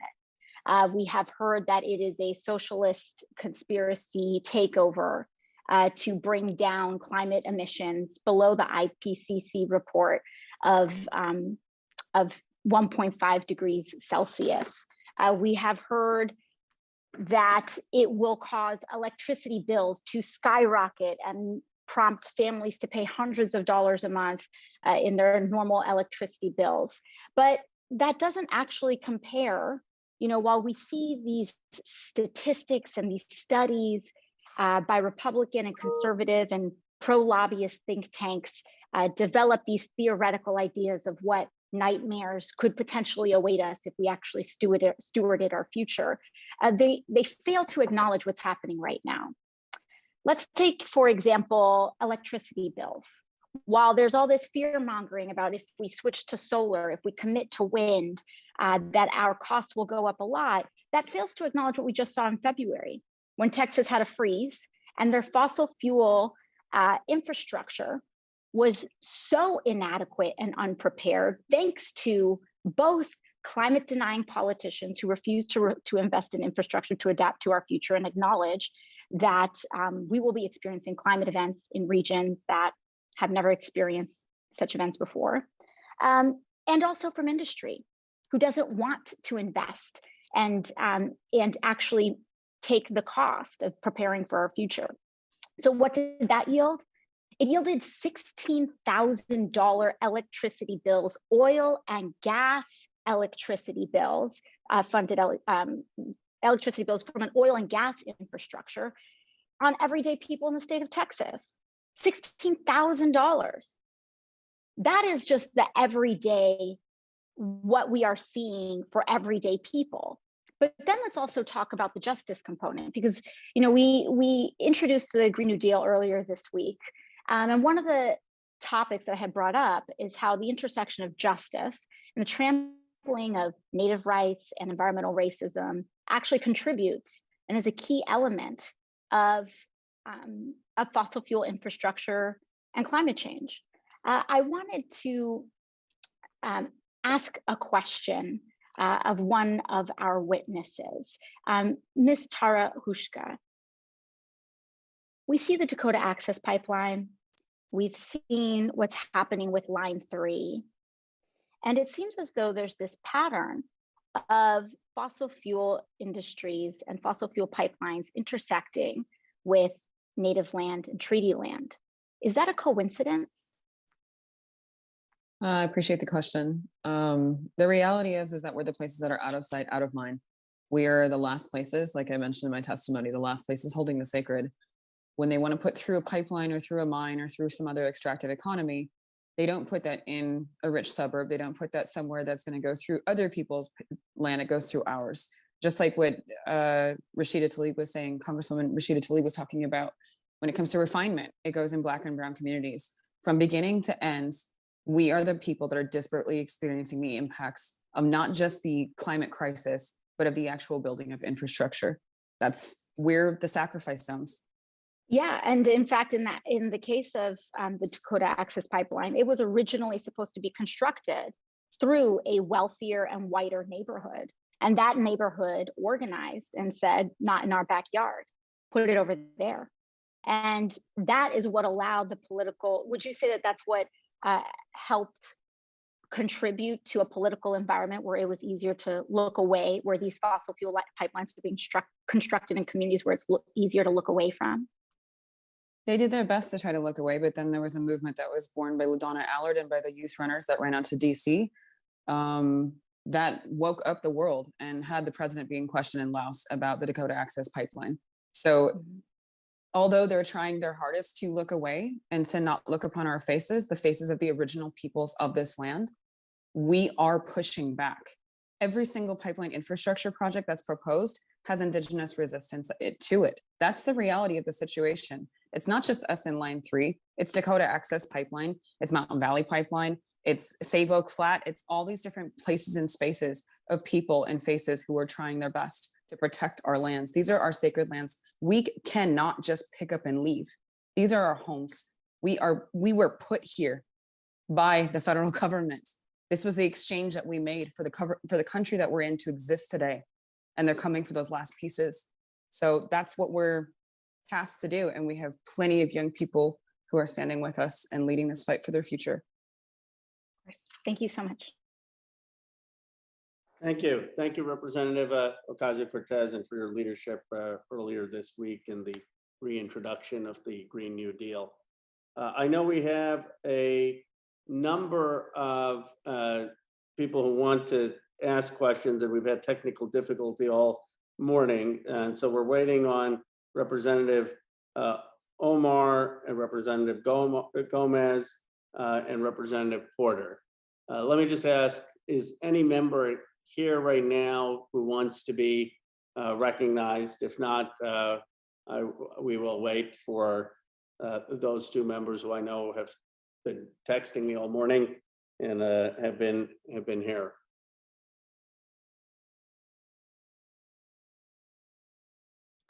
But while we wait for them, I want to give the opportunity, if since we don't have any members right now, if there are any of our witnesses who want to take this opportunity to respond generally to anything that they have heard. We also have Representative Krishnamurthy who wants to ask questions. So before he joins, is there anyone who feels that they need to clarify anything or respond to any of the questions? Just raise your hand. Yes, Ms. Hunkler. And then after your comments, we'll go to our Congressman Krishnamurthy. Well, there's many things I would like to respond to, but one thing I can remember being in these meetings that the oil and gas industry were holding for local people to come in. I went just so I could be informed about what they were saying, what was going on. And they promoted and sold this on energy independence. And my question is for Representative Fallon, how can you explain all the export stations? Wasn't the purpose all along to export the oil and gas to higher price markets overseas? Well, your question is noted for the record, and we'll see if he gets back to you. I do want to, I see Representative Krishnamurthy has joined us, and appreciate him joining us. Representative Krishnamurthy, you're recognized for your 5 minutes. Hey, thank you, Chairman Khanna. It's so nice to be with all of you, and I apologize for being late. I was just voting. If I could please turn to Ms. Thurnberg. Thank you so much, Ms. Thurnberg, for joining us, and thank you, Chairman, for convening her with us. Ms. Thurnberg, you know, one of the questions that people in my district, especially among young people, might have is, if they are a young person and they don't know what to do in terms of fighting climate change, what would you, on this Earth Day, happy Earth Day, by the way, what would you advise them to do in a very practical way? Thank you for a question. Well, first of all, I would say that it is not up to them to do the work. They are not the ones who are the ones who have contributed to this crisis the most, and the responsibility doesn't fall on their shoulders. But of course, I understand that many want to take action, and of course, everyone has the responsibility. So then I would say that, I mean, there are countless of ways to get involved. I would say maybe the most important one is to become aware of the actual crisis that we are facing, to educate yourself, to read as much as you can, because once you fully understand the crisis, then you will know what you can do yourself as well. And also to be an active democratic citizen. It is our moral duty as citizens of democracies to stand up and to make our voices heard. Democracy is not just on election day, it is every hour of every day of the year. And we need to make our voices heard, because if enough people stand up together and collectively put pressure on the people in power, like yourselves, then change will come, because we young people are the future, and the people are the ones who have the power, even if it may not seem like that all the time. Ms. Thunberg, thank you for your advocacy. I apologize for pronouncing your last name incorrectly. My last name is very interesting, so I say that my last name gets me on a first name basis with everyone. But that being said, you can call me Raja, but Ms. Thunberg, let me ask you this. In all of your advocacy efforts, what has surprised you the most in terms of either the response that you've received or in any other regard? I don't know, maybe the fact that people are actually open for change. I thought that people didn't want change and that we were just stuck in our old habits.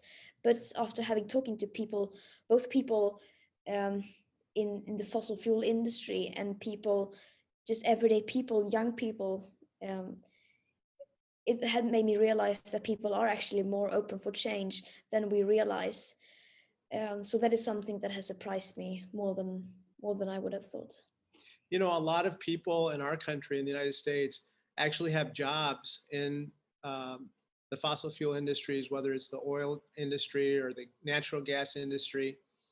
And a lot of those workers want to know what the future holds for them, given that we do have to fight man-made climate change and we do have to transition to a renewable energy economy.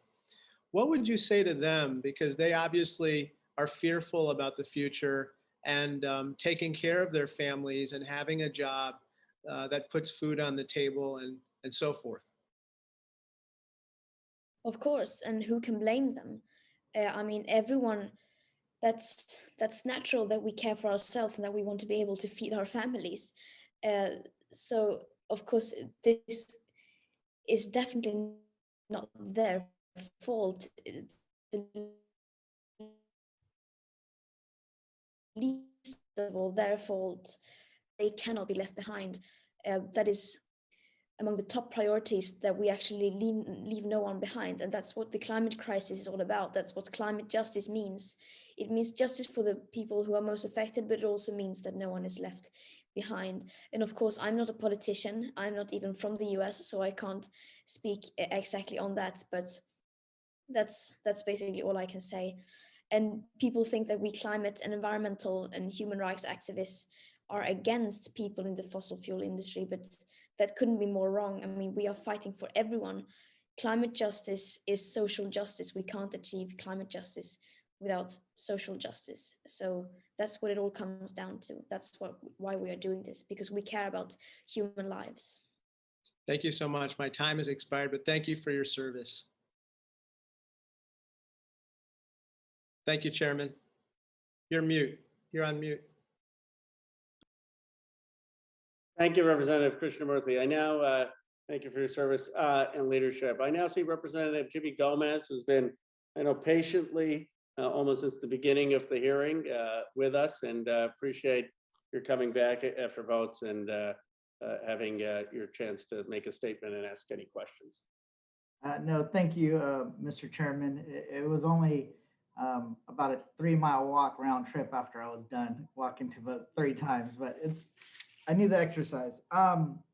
The reason why I was so interested in this hearing is because I'm not only on the Oversight Committee, but I'm also on the Ways and Means Committee. That's the Taxation Committee. And it's interesting because the title of this hearing is about the role of fossil fuel subsidies in preventing action on the climate crisis. Why is that? Is because a lot of people assume from the very beginning that oil and gas and coal is cheaper because the market determines that it's cheaper, right? But what we've learned is that they have a lot of unfair advantages because of the tax code, right? Because of the tax code and how it was developed over 100 years, and how that is not the case, and how that crowds out new technologies when it comes to getting different energy from renewable sources, from wind, solar, and it prevents people from seeing the true cost of oil and gas, and thereby being able to price it accordingly in the marketplace against other sources of energy. Right? That is the kicker, is that the public believes that this is just the naturally cheap energy source compared to everything else. But we know that that's not the case. Mr. Aldi, I read some of your testimony. I thought it was brilliant. Quick question: who is benefiting the most from fossil fuel subsidies, and who is made worse off? Thank you for the question, Congressman Gomez. It's great to see you, and it's fantastic to see an alum of our public policy program at the Kennedy School representing his constituents here in Congress. And I think that the reason why I first come to the conclusion that these fossil fuel subsidies, and especially the targeted tax expenditures in our tax code for oil and gas and coal, represent a failure of government is because we're actually spending money that's basically just increasing the profits for these companies. That the impact on production is truly negligible. That if we really want to be thinking about how we use the tax code to support investment, these are not the way to do that. And I think it's all the more important because if we want to favor certain kinds of investment, we got to think, what's the return to the American public for doing this? The value of doing this for renewables, and why I think it is an incredible distraction to say renewables get more subsidies than fossil fuels. Renewables deliver this incredible benefit of not just providing energy, but doing so in a way that doesn't actually harm our health, creating premature mortality, creating the risk of cancer for people, especially those who are disproportionately burdened by this exposure because they live close to these facilities. They're the ones who are bearing those great losses. And in fact, when we think about the true cost to society, the fuels look cheap because we're not accounting for the fact that we are imposing significant public health costs and significant costs in changing the climate, which means damages to our infrastructure in the future, the risk of dying prematurely in the future, the risk of disastrous storms, of forest fires out west. Those are all the costs associated with this. But the benefits are really going to the shareholders of these companies. It's not actually increasing economic activity. And how is it compared to energy tax provisions for renewable energy? How are subsidies for oil and gas treated differently? Well, I think a key thing to recognize here is to not just do the comparison between oil and gas and renewables, but to think about just in general, how do we think about supporting investment in the economy? And there have been favorable rules for oil and gas and coal for more than 100 years. And what that does is it tilts the playing field. It's an unfair playing field. So if you wanted to invest in building a new manufacturing plant or building a new retail store, you actually face a different set of rules than they do in this industry. And I think the key thing is that when we think about what makes good public policy is it's not actually delivering something that makes us better off. You know, it's okay, I think, in fact, quite encouraged that until we have a more robust approach to addressing climate change, to have subsidies for renewables, to lower their cost of investment. We've actually enjoyed dramatic improvements in the cost so that they now actually need fewer subsidies to be rolled out more and more extensively across the country. That's been great, driving down the cost of that technology, but it's because we get something that the market doesn't recognize right now, which is the value of that clean air and the value of tackling climate change. Mr. Chairman, can I 30 seconds? Absolutely, absolutely. And this is one of the things that I want people to understand, that there will be arguments on the other side that the tax code, everybody has access to these. But when you really look at it, they're the ones that have the biggest advantage because of the tax code, right? And it is not fair. It's like the estate tax, right? Like or increasing the estate tax limit to $11 million per person. Who benefits from that? Not the poor person that would never be impacted, but the extremely wealthy. And that's what we're like, people think the tax code is neutral. It's not neutral in any sense of the imagination. So in essence, we're hindering the transition to a clean energy future because we're subsidizing an energy source that is dirtier, that doesn't take into account the negative externalities, the costs that are imposed. It's an unfair playing field. And we got to level that playing field so that the transition to clean renewables happens quicker and happens within the next 10 years. With that, Mr. Chairman, I yield back. Thank you, Representative Gomez, and thank you for your leadership and all the walks to make it to the hearing. I know we have Representative Bush who's still trying to get on, and I know we've had some technical difficulty. Representative Bush, have you managed to get on? Or okay, well, let me say this, because if we go back to our witnesses, and while we're waiting for one or two more members, and I want to recognize any of the witnesses if they have anything they want to respond to or clarify, just raise your hand and I'll call on you. No obligation to. Mr. Erickson, and then Ms. Huska after that. So why don't we have Mr. Erickson, Mr. Huska, and then we'll go St. to Louis, and I thank you for convening this hearing today, and thank you, Madam Chair. And we applaud Congressman Khanna and Congresswoman Omar and Senator Sanders for their work on this issue, among so many others. I also want to thank our witnesses for joining us today, and want to especially thank Ms. Hauska, our sister, who has been at the forefront of fighting Line 3 for all of us, especially those of us downriver on the Mississippi. We are so grateful for you. Right now, the fossil fuel industry faces little to no consequences for the lethal pollution they have been creating for decades. This is no accident. The fossil fuel industry has played a central role in diverting climate research and action, even as they contaminate predominantly Black and Brown communities. There will be consequences.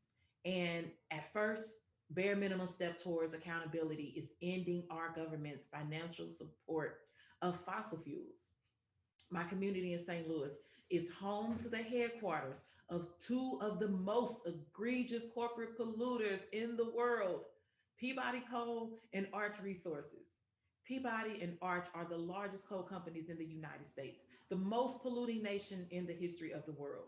Companies like these have burdened my community with pollution that makes our air and water dirtier, while also dangerously warming our atmosphere in our city. The last thing the government should be doing is uplifting the grievous impacts of coal and oil on Black lives. A new report from Greenpeace and the Gulf Coast Center for Law and Policy and the Movement for Black Lives found further evidence that extracting and burning fossil fuels disproportionately harms Black, Brown, and Indigenous and poor communities. The report found that Black Americans have 1.5 times the exposure to particulate matter compared to the overall population. What is that?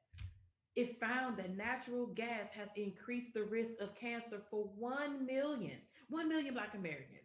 Natural gas has also contributed to 138,000 asthma attacks, which caused over 100,000 lost school days for Black children, and we know that's unacceptable.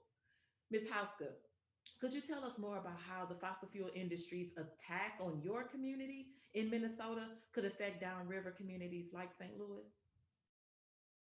Yeah, and I would point out that Minnesota is also the ground zero of racial justice right now, right? Like we just had this moment where Derek Chauvin is actually going to go to prison for murdering George Floyd.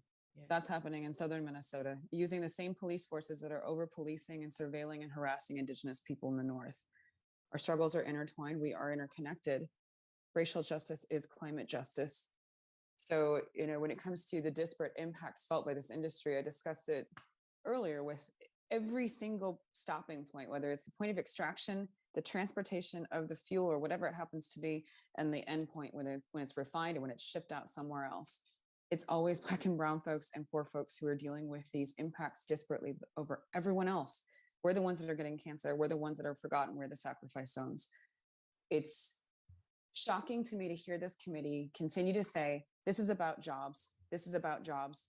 What about the jobs in our communities?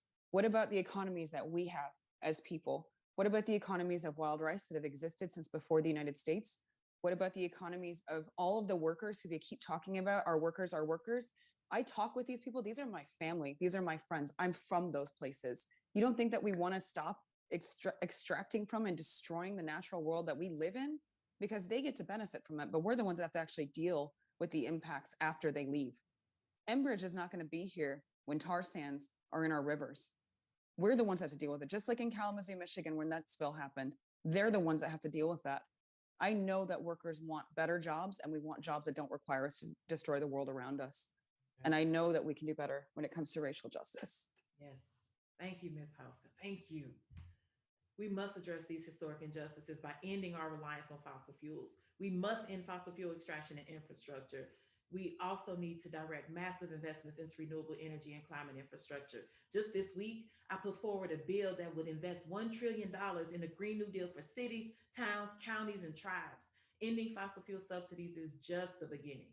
Ms. Thunberg, we need way more action to protect frontline Black, brown, and Indigenous communities from the causes and impacts of climate change. What action would you take if you were leading the richest country in the world right now and the one most historically responsible for the climate crisis?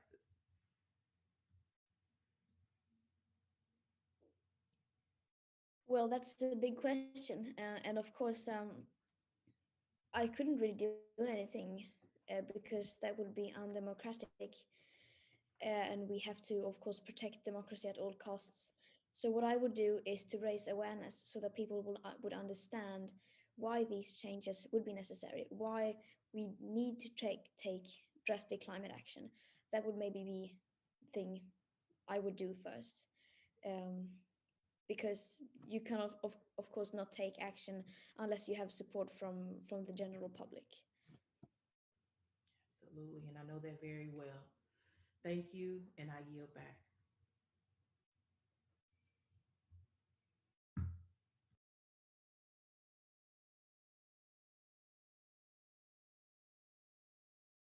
Mr. Chairman, you're on mute. Thank you. Thanks for pointing that out. Thank you, Representative Bush, for your leadership. Without objection, Katie Porter, the member from California, shall be permitted to join the subcommittee and be recognized for questioning the witnesses. Thank you for joining us, Representative Porter. The floor is yours. Thank you very much. Mr. Macchiarola, this isn't your first rodeo. You've come to testify before in Congress, and you've worked on these issues for a long time. Before you were working for the American Petroleum Institute, you were staff director for the Senate Committee on Energy and Natural Resources. Is that correct? Yes. And that committee has jurisdiction over the issues that you now lobby on. And you get paid a much better salary in the private sector than in the government, which is very typical. And your companies, they're part of capitalism. They invest, they take risk, they earn money, they share that money with shareholders. But my question is, why should the taxpayers have to pay for any of that? Why should taxpayers have to shell out for your salary and for the costs of pollution? Why shouldn't the companies bear that themselves? Let's assume, just for a minute, that big oil companies are bad actors in a capitalist system. Even if I'm okay with that, why do I have to pay? Why do taxpayers have to subsidize you, and your polluting clients? Thanks for your question, Congresswoman. So taxpayers paid my salary when I worked for the government from 2004 through 2013. Since then, after leaving public service, I've worked in the private sector in a range of different roles, and taxpayers have not funded my salary. We're claiming my time, since Mr. Macarola. Since that time. Thank you. But you are aware that the fossil fuel industry receives it received $30 billion in federal subsidies in 2020, last year. You don't think they use any of that federal money to pay your salary to come lobby us to keep the rules in their favor so that you can come back to lobby us? Why do I have to pay for you to shill for oil companies? Why do we as taxpayers have to pay subsidies to the oil and gas industry? Thank you for your question, Congresswoman. So the federal leasing of oil and gas development produces a significant amount of funding for the Treasury. In fact, we're claiming my time. $12 Mr. billion. Macarola, I'd like to explain. Mr. Macarola, excuse me, but the evidence is clear. We taxpayers subsidize the oil and gas industry. We did it this year alone in the middle of the world's greatest pandemic, $15.2 billion in direct pandemic relief alone to fossil fuel companies. And the fossil fuel industry turned around in 2020 and spent $139 million on political donations and $111 million lobbying. Look, I get it. You drill in the Arctic refuge, you take out oil and gas, and you poison the planet. Bad enough. But why should taxpayers have to subsidize that activity? It's a bridge too far, Mr. Macarola, not with my tax dollars. You want to pollute, you want to hurt the wildlife, you want to destroy our planet, do it on your company's own dime. The subsidies here have to stop. Thanks for your question. Mr. Thunberg, I want to turn, that's not a question, Mr. Macarola, that's a fact. Ms. Thunberg, I want to turn to you. I'd like to respond to the question about stabilization, because it's a very important point that you made, Congresswoman. During the period of time where the economy was shedding 20 million jobs, and both Congress and the administration, through fiscal policy and monetary policy, came in and stabilized the economy through bipartisan efforts. Reclaiming my time, Mr. Macarola, there's nothing magical about bipartisan. The vast majority of your political contributions are to Republicans. And during that period from March to August, when you were receiving, the oil companies were receiving $15.2 billion in direct relief, you laid off 107,000 workers from that March to August. Now I want to talk to Ms. You referenced my congressional experience. I actually have found that there is something magical about bipartisan. It's something that this Congress reclaiming my time, could actually take a lesson from bipartisanship and to be able to move forward on some of these important issues, Congressman. Thank you for your question. Ms. Thunberg, I just wanted to ask you one question. I have a 9-year-old daughter. I have 3 kids. And I told my 9-year-old daughter that I was going to be speaking with you. And I said, what do you think about the climate change? And she said, the earth is on fire and we're all going to die soon. And I asked her how that made her feel, and she said it made her feel angry. What should I tell my daughter, and how should I help her and the youngest generation bear the emotional toll of the actions that we're taking, fossil fuel companies are taking to destroy our planet? Well, thank you for a question.